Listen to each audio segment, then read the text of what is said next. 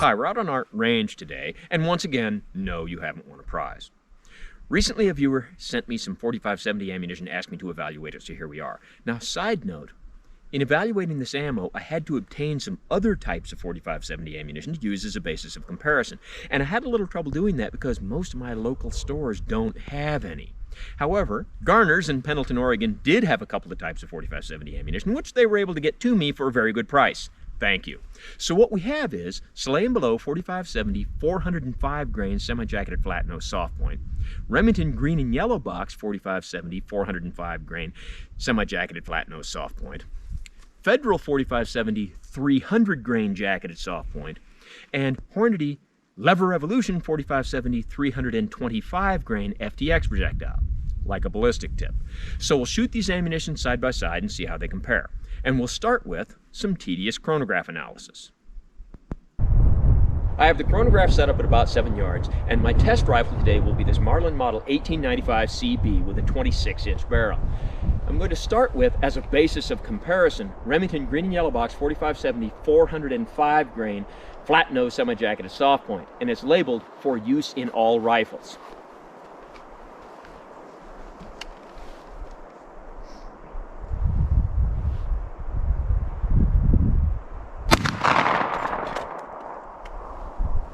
$11.77.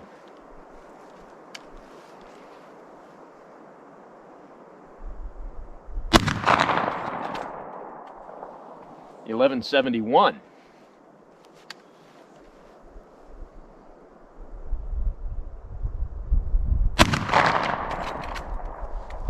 $1,080.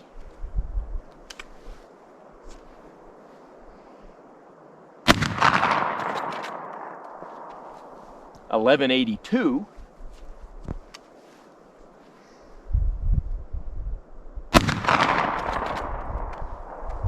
And $11.64. Let's try another type of ammo. Now we'll try Hornady Leverevolution ammunition. That's 4570 with the 325 grain FTX projectile, like a ballistic tip.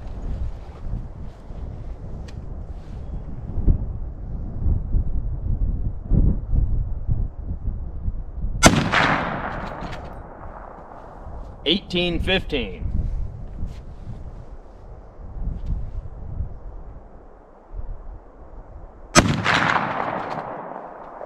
$18.37.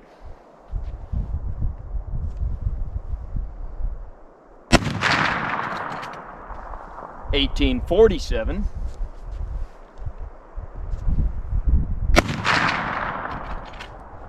$18.84.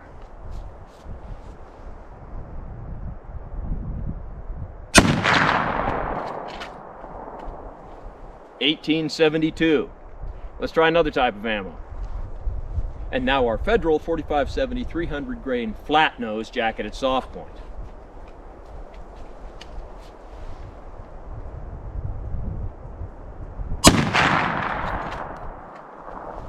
$18.18.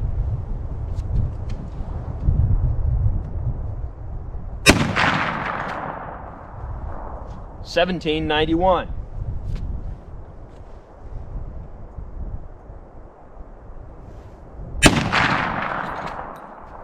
$18.10.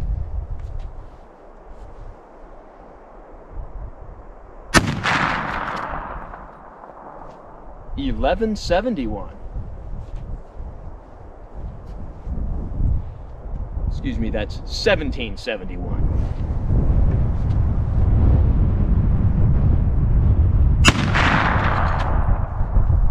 $18.21.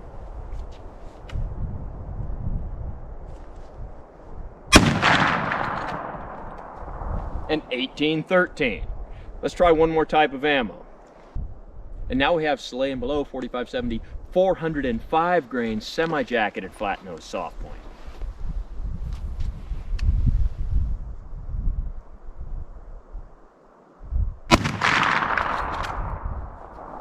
$13.74.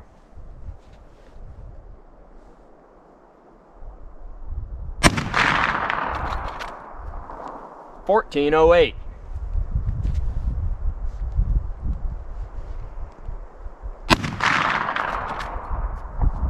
1394.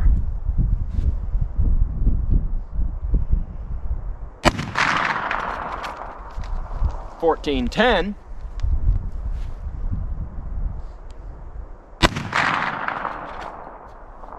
1407.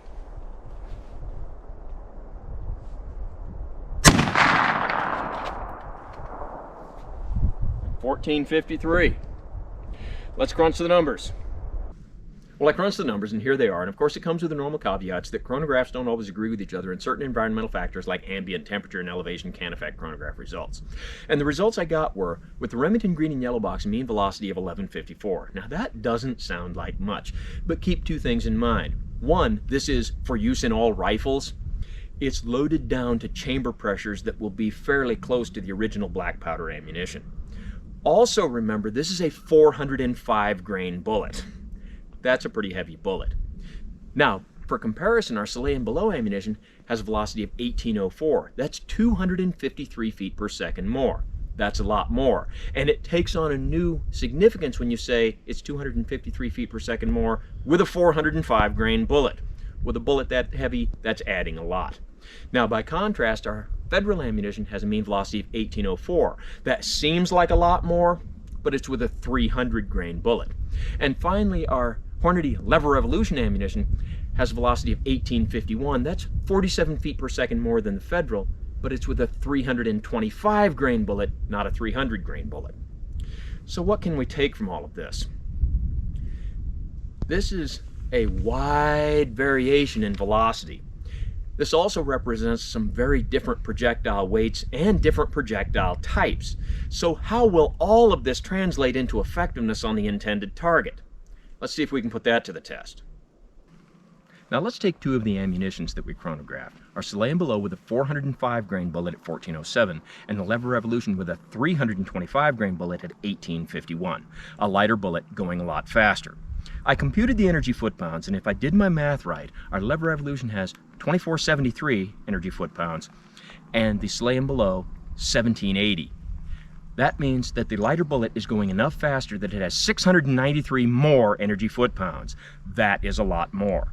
However, there's a school of thought that the heavier bullet, even if it has less energy, it will retain its energy better for more penetration.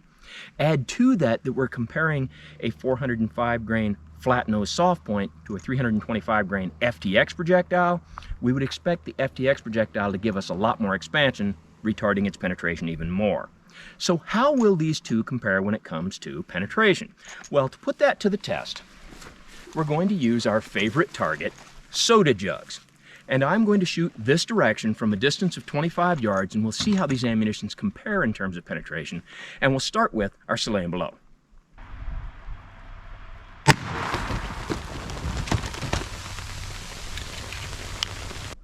Well, we did not recover the bullet. It went all the way through, and on its way through, inflicted 10 casualties.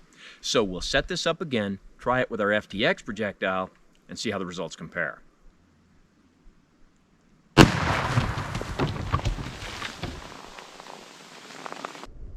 This time I only count 7 casualties, and the bullet did not make it all the way through. It was stopped somewhere in here. It's hard to tell because the jugs were all over the place and we found the bullet on the ground.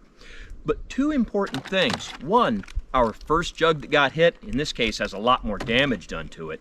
And two, my shot was just a little too high. It went through the upper part of some of these jugs, so maybe this isn't our best information. So we'll set this up again, try one more shot with our FTX projectile.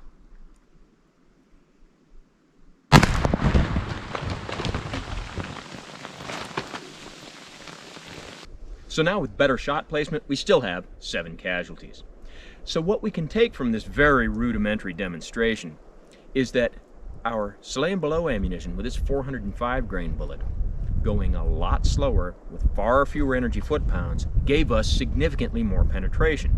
And that's going to be because of the heavier bullet's ability to retain energy and the difference in expansion between that flat nose soft point and the FTX projectile. And speaking of expansion of the FTX projectiles, let me show you a close-up of what they look like now. And here's our 2 FTX projectiles. This one lost its jacket a little bit, but in both cases the expansion is very good and uniform. Now let's try something different. What we have here is what I call our very large animal meat target.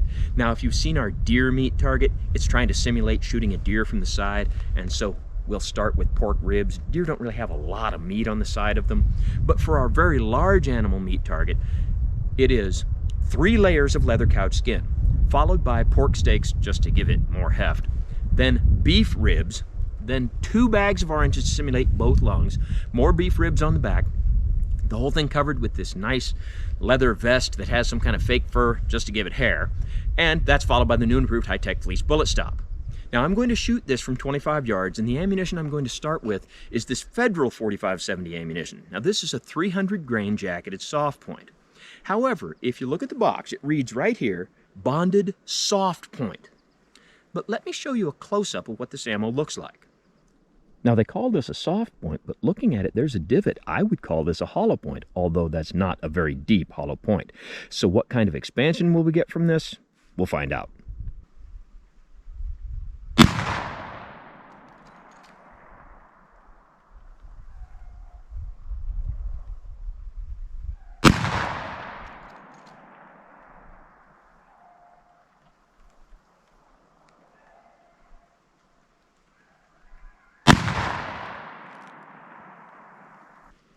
Well, there's the pork steak on the front of the target.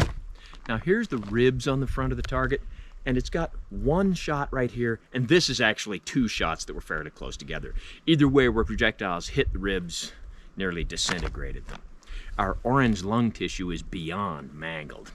The ribs on the back of the target, only 2 of our projectiles actually hit the ribs. One went between the ribs, another one where it did hit the rib, shattered it. And all 3 of our projectiles were stopped by the first layer of fleece.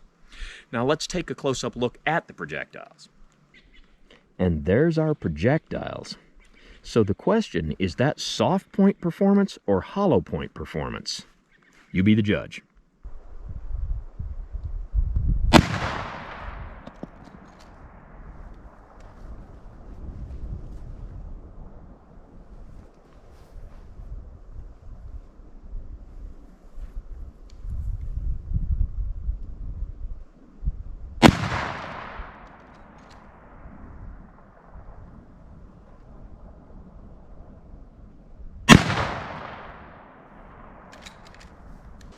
Well, there's our pork steak.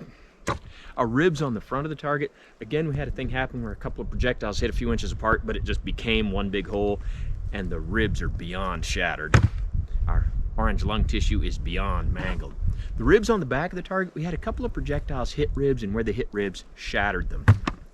And of our 3 projectiles, 2 were stopped by the first layer of fleece, and 1 made it through to about the 8th layer of fleece. So in terms of any difference between the Federal kind of soft point, kind of hollow point, and the Hornady FDX projectile, there is maybe no difference in damage to the meat target, very little to no difference in terms of penetration into the fleece bullet stop, but there is a little bit of difference in the projectiles themselves. Let's take a close-up look. And here's our projectiles. We see a lot of expansion, a lot of deformation, but unlike the Federals, the Hornady projectiles, 2 of the 3 lost their jackets. Okay, one more meat target. I'll shoot this from 25 yards with our Soleil and Below 405 grain semi-jacketed flat nose soft point ammunition. Let's see what kind of damage I can do with this.